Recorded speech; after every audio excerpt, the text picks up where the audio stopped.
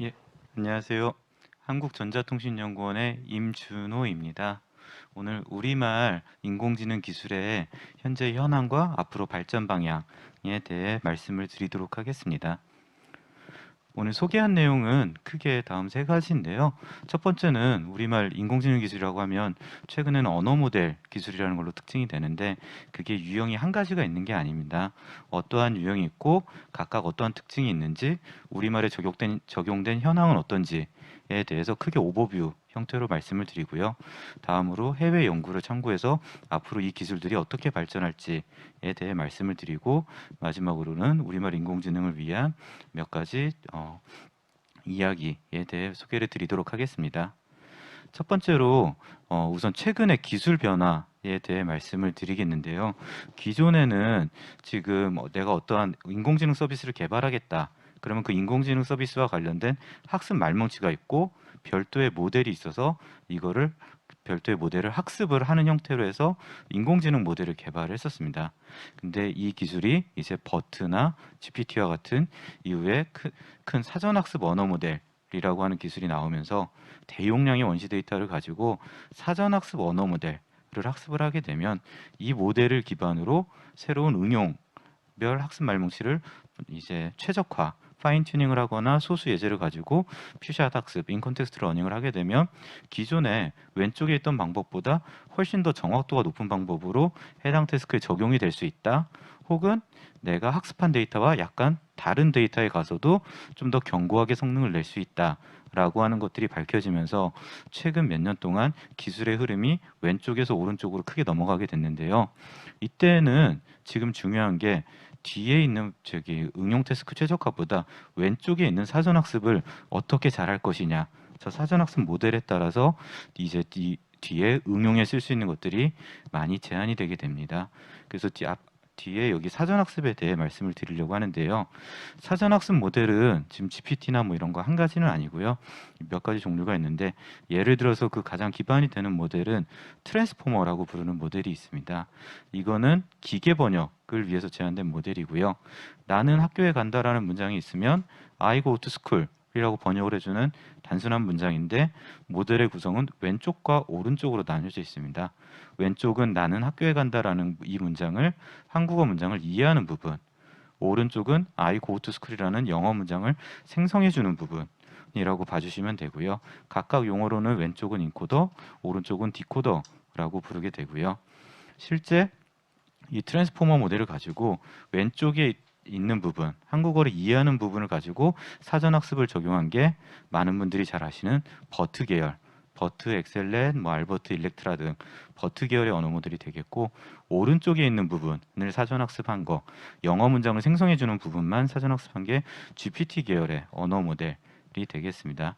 그리고 이 왼쪽과 오른쪽을 다 같이 써서 사용하는 사전 학습을 한 게 언어 이해 생성 모델이라고 해서 최근에 나오고 있는 T5나 바트 혹은 인코더 디코더 구조의 모델로 봐주시면 됩니다. 우선 이 세 가지 모델의 유형에 대해서 각각 특징을 말씀을 드리면요. 이거 언어 이해 모델 같은 경우는 특징은 크게 두 가지로 이해하시면 됩니다.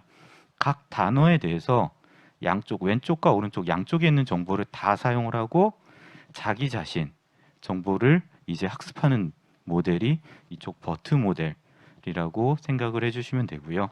이거는 자기 자신을 학습하기 때문에 뭔가 이해하는 유형의 태스크에 굉장히 좀 견고하게 잘 적용이 되는 편입니다. 그래서 언어 이해 유형의 다양한 태스크에서 굉장히 우수한 성능을 보이고 있고요.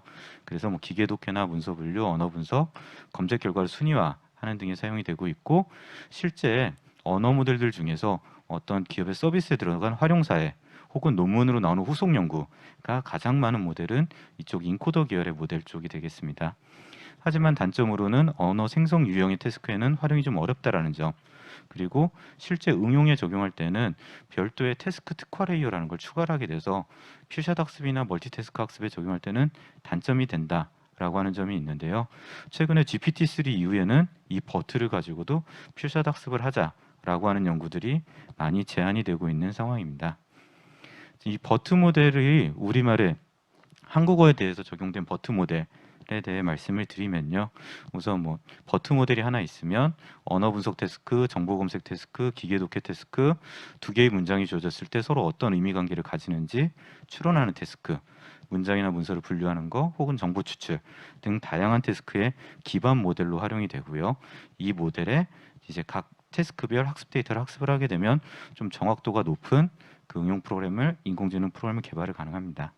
그래서 한국어에 적용된 버트 모델을 잘 활용하게 되면 지금 보시는 바와 같이 법률 분야에 대해서 실제 법령 텍스트를 이해하고 사용자가 어떤 법률과 관련된 질문을 했을 때 그거에 대한 정답을 찾아서 사용자한테 제시해주는 이와 같은 프로그램의 개발이 가능하게 됩니다. 그래서 국내의 법 조항에 대해서 단답형, 서술형 질문에 정답을 제공해서 실제 법률과 관련된 일을 하시는 분들이 업무를 효율적으로 할 수 있도록 지원해주는 시스템이 개발이 가능하고요. 이 기술은 지금 저희 엑소브레인 과제에서 개발한 기술로 국회도서관, 국가과학기술연구회, 올해는 공정거래위원회에 적용이 될 예정입니다. 네, 두 번째 유형으로 언어 생성 모델이 있습니다. 이 생성 모델은 두 가지 특징이 앞에 버트랑 비교해서 말씀드리면 버트는 양쪽을 이입하는데 생성 모델은 이전 거, 바로 이전 것만 볼 수 있고요. 찾고자 하는 결과가 다음 단어입니다. 자기 자신 단어가 아닌 다음 단어를 가지고 찾는 모델로 봐주시면 되고요. 지금 이 GPT 계열의 모델은 크기를 키우는 게 이슈입니다. 그래서 크기를 키웠을 때 다양한 언어 표현 생성이 가능하다는 것, 그리고 수천억 규모로 크기를 키우면 뭔가 실제 프롬프트로 주어진 거를 따라서 빠르게 일반화가 가능하다라는 점이 특징이 되겠고요. 하지만 다음 단어 예측으로 뭔가 할 수 있는 일 혹은 할 수 없는 일의 경계에 대해서는 좀 고민이 필요하다고 생각을 합니다. 그리고 실제 또 다른 단점으로는 이제 언어 이해 유형의 태스크를 고려를 해본다면 GPT 모델의 크기 대비 버트 모델과는 크기 대비 성능의 비효율성이 있고요.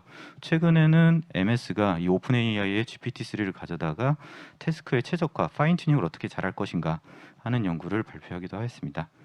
저희 한국어와 관련된 GPT 계열의 모델은 네이버의 하이퍼클로바가 가장 좀 앞선 사례로 말씀을 드릴 수 있고요. 앞부분의 발표에서 아마 좀 많은 내용을 들으셨던 것으로 생각을 해서 여기는 빨리 넘어가도록 하겠습니다. 네, 세 번째 유형은 언어 이해 생성 모델 쪽이고요. 앞에서 말씀드렸던 버트 혹은 GPT 두 가지를 같이 결합하는 모델입니다. 입력의 특정 구간을 마스킹을 하고 이 부분을 이해를 해서 이 구간 안에 있는 단어들을 순서대로 생성해주는 모델이 되겠고요.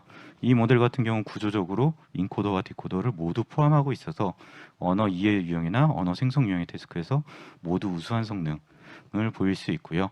이 텍스트로 입력을 해서 텍스트로 출력이 되기 때문에 버트와 달리 자연스러운 멀티태스크 학습이 가능하다라고 하는 점이 있고 실제 구글이나 페이스북에서 대화를 하거나 요약을 하거나 할 때 많이 연구하는 구조가 이쪽 언어 이해 생성 모델 쪽이 되겠습니다. 저희 한국어와 관련해서 언어 이해 생성 모델은 전체 엑소브레인의 애트리에서 엑소브레인 과제에서 연구를 하고 있습니다. 그래서 한국어에 적합한 언어에 대한 토커나이제이션, 언어 이해 태스크와 언어 생성 태스크를 동시에 사전 학습하는 기술 쪽으로 연구를 하고 있고요. 이 기술 자체는 지금 왼쪽에 보시는 바와 같이 기계 독해 태스크인데 어떤 요약형 답변 혹은 객관식형 답변 아니면 yes, no 답변 이런 것들을 텍스트 형태로 만들어서 하나의 모델로 동시에 학습이 가능하게 됩니다. 혹은 오른쪽에 보이시는 부분은 언어 분석입니다. 형태소 분석, 개체명 인식, 구문 분석 이와 같은 것들을 텍스트를 입력을 했을 때 바로 텍스트가 나오는 형태대로 이렇게 각각 형태소, 개체명, 구문 분석을 할 수 있고요. 이것들을 한꺼번에 섞어서도 다 멀티태스크를 할 수 있는 형태로 돼서 기존의 버트 모델 대비 이 언어 모델의 활용성을 크게 폭넓게 확장할 수 있을 것이다 라고 생각을 하고 있습니다. 네, 다음으로 발전 방향에 대해 말씀을 드리겠습니다. 지금 저희가 생각하고 있는 해외 연구들을 살펴봤을 때 방향성은 몇 가지가 있는데요. 크게 우선 세 가지를 오늘 말씀드리려고 합니다. 첫 번째는 언어 모델이 가지고 있는 한계를 개선하기 위해서 검색 결과를 활용하고 있는 어프로치이고요. 두 번째는 이제 언어 외에 시각이나 음성까지 같이 결합하는 멀티모달 연구 방향. 세 번째는 이제 특정 태스크, 이 거대 언어 모델을 어떻게 특정 태스크에 최적화할 것인가 하는 연구 방향에 대해 크게 세 가지로 말씀을 드리겠습니다. 첫 번째로 언어 모델의 특징에 대해 말씀을 드리면 앞에서 말씀드린 사전 학습이라는 것을 거치고 나면 뒤에는 웨이트의 업데이트가 없다면 얘는 이제 새로운 정보를 학습하지 못하는 것입니다. 예를 들어서 지금 우리나라의 대통령이 누구다라고 알고 있지만 내년도에 대통령이 선거가 있어서 대통령이 바뀌고 난 뒤에도 계속 옛날 정보만 알고 있는 언어 모델이 되는 거죠. 그래서 닫힌 모델로 사전 학습 이후에 실세계의 지식 변화를 반영을 할 수 있어야 되고요. 그리고 할루시네이션이라고 부르는 지식 오류, 실제 팩트가 틀린 경우들이 실제 출력 결과에 자주 나오는 것들이 최근 논문에 많이 나오고 있습니다. 그와 같은 한계를 보완하기 위해서 실제 검색 결과를 가지고 이 검색 결과를 언어 모델의 입력에 어그먼트 해가지고 출력 결과를 제어하는 형태의 연구가 많이 수행이 되고 있고요. 각각 구글에서 수행했던 리얼램, 버트 계열에 적용한 모델, 이건 T5 계열에 적용한 라그라고 부르는 모델과 같은 것들이 연구가 되고 있고요. 실제 엔비디아는 이제 어떤 여자가 어디를 여행하고 있다. 그 다음 키워드가 이제 관광이냐 혹은 드라이브냐에 따라서 외부 지식을 반영해가지고 이 출력되는 문장을 서로 다르게 제어하는 연구들을 수행을 하였고요.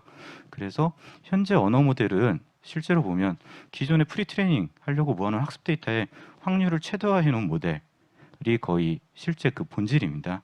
그래서 현재 언어 모델이 가지고 있는 그 한계를 개선하기 위해서라면 외부의 지식을 반영하는 메커니즘은 필요하다라고 하는 점을 말씀을 드릴 수 있고요. 다음으로 말씀드릴 점은 이제 언어가 이 자체로만 쓰이는 게 아니라 음성이나 이미지랑 묶어서 멀티모달이 활발하게 연구가 되고 있는데 앞에서 말씀드렸던 인코더를 가지고 언어랑 시각을 같이 학습을 하게 되면 지금 아래 보이시는 바와 같이 반고하고 스테어리 나이트 하면 좀 세분화된 그림들, 그리고 어디 골든 브릿지하고 앞에 뭐 이런 것들 키워드를 넣게 되면 조금 더 세분화된 그림을 찾을 수 있고요.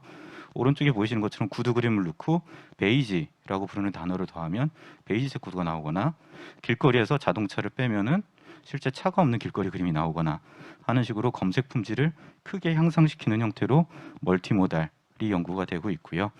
다음으로는 디코더, GPT와 같은 모델에다가 이런 멀티모달을 학습을 하게 되면 이게 멀티모달을 학습하는 그림이고요. 학습하게 되면 실제 어떤 뭐 옷에 대한 그림을 그려봐라 하면 보이시는 것과 같은 그림을 직접 생성할 수 있는 형태로 연구가 되고 있고요. 이 부분은 현재 아직 영어 혹은 중국어에 대한 연구까지만 있습니다. 네, 한국어에 대해서도 이와 같은 한국어 기반 멀티모달 연구가 필요하다라고 하는 점을 말씀을 드리고요. 마지막으로는 이제 파라미터 효율적인 특정 태스크 최적화 연구에 대해 말씀을 드리겠습니다. 그래서 GPT-3가 이제 프롬프트를 쓰는 방법, 그리고 파라비 나오면서 이제 MS에서 이 부분을 GPT-3를 파인 튜닝 하려면 1.2 테라바이트 메모리가 필요하기 때문에 얘를 어떻게 적은 파라미터를 가지고 효율적으로 업데이트 할 것인가 하는 부분에 대한 연구를 같이 수행을 하고 있고요. 그리고 구글에서는 이 부분을 지금 앞에서 말씀드렸던 언어 이해 생성 모델에 적용을 해서 조금 더 효율적인 파라미터만 업데이트해서 최종적으로 전체 모델을 파인 튜닝하는 것과 동일한 성능을 내는 방법을 연구를 하고 있습니다.